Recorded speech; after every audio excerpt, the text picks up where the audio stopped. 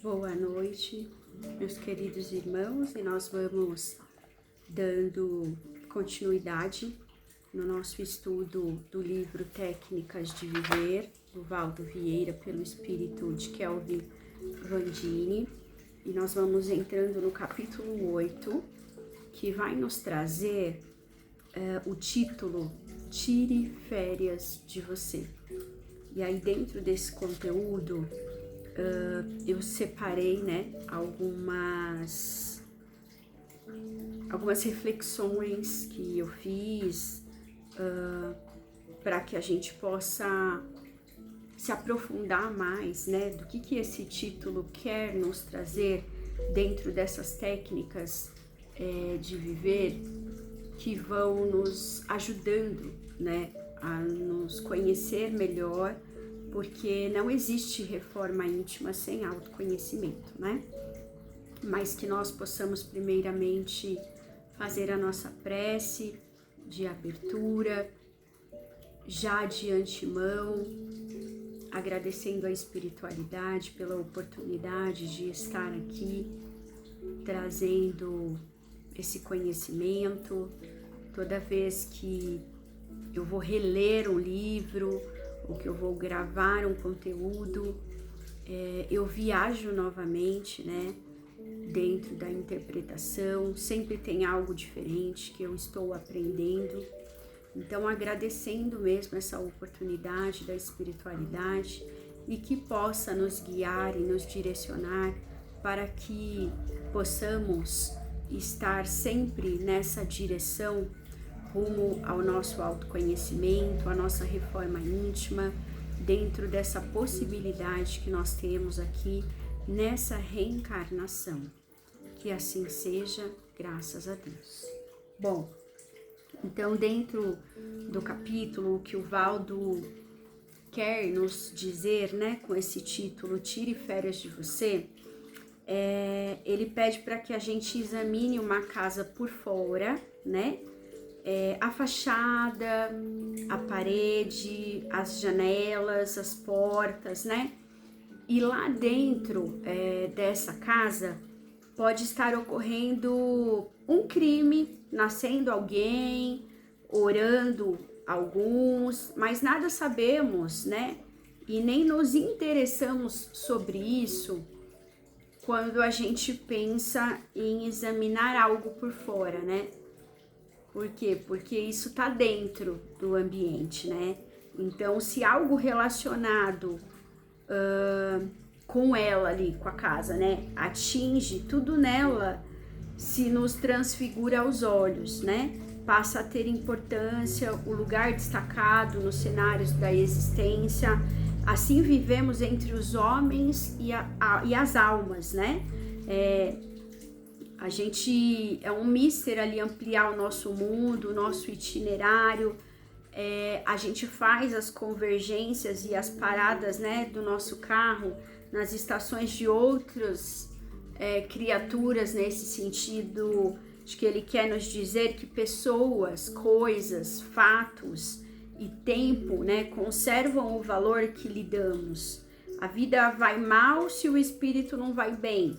Em tudo, nossa tendência instintiva é ver a nós mesmos, somente nós, sempre nós, A gente nunca tá ali conseguindo observar de fato algo mais profundamente, Então, esse tirar férias de você é que ele nos convida, que nós entremos em recesso de nós próprios, no sentido de nós podermos também nos aprofundar em relação ao que acontece ao nosso redor, para não tirarmos conteúdos precipitados, conclusões, das quais só existem na nossa cabeça, na nossa mente. Então, o tire férias de você, de quando em quanto tempo ali, pense nos outros, olhe, fale, pergunte, sonde as pessoas, crises, dificuldades, adentrando o calvário do próximo com o objetivo de auxiliar. A gente tem muito essa via, do achismo, eu acho que aquela pessoa tá com a cara feia porque tal coisa. Acho que o fulano tá com raiva de mim. Acho que ciclano tá me julgando, né? Mas a gente nunca para, de fato, para observar o que tá acontecendo dentro, né? Se a gente for pegar um pouco mais ali um exemplo como o trânsito, que é algo que a gente enfrenta todos os dias, a gente não sabe, né, se aquela pessoa que tá mais lenta é porque ela não tá num dia bom, ou é porque ela tá ali com uma má disposição, tá se sentindo mal, um mal-estar. Se aquele que tá rápido demais não tá indo visitar alguém no hospital, se não tá indo socorrer alguém, a gente tá sempre pensando, né, naquilo que na forma de julgamento do outro. Então que não precisamos, né? Não precisamos nem conseguimos, de certa maneira, martirizar-nos, né? Ou morrer no lugar deles, das pessoas. Não é sobre isso, né? Não é sofrer o sofrimento do outro, mas a gente pode compartilhar de algum modo a experiência, seja amenizando, né? Ali um pouco com uma conversa, com um olhar diferenciado, ou atenuando ali, né, alguma situação, do tipo somente perguntar, né? Perguntar como que você está? Você não teve um bom dia hoje? Você quer um abraço, né? A gente precisa aprender a se desarmar. O conceito é esse, né? Comparecer com a nossa cota de fraternidade, né? E simpatia, palavra, ação, intercessão, coisas que a gente possa de fato colocar a nossa fraternidade, a nossa caridade a serviço do nosso próximo, né? E aí dentro disso eu penso, né? Muitas vezes, se a gente for ver, os talentos que o tempo nos empresta, né? Não são confiados para nós exclusivamente, somente para o nosso usufruto. É justamente aquilo que eu tenho de melhor e aquilo que eu sei fazer de bom, para que eu possa também, né? A gente só dá aquilo que tem, a gente só transborda, né? Para fora aquilo que a gente tem dentro. Então, que a gente possa começar, né? Olhar isso e entender que pertencem aos seres que lhe respiram na vizinhança, né? Os nossos irmãos, o nosso próximo. Devemos ser úteis a todos, né? Notadamente àqueles que se movimentam junto de nós. Às vezes a gente fica buscando para ajudar alguém tão distante, né?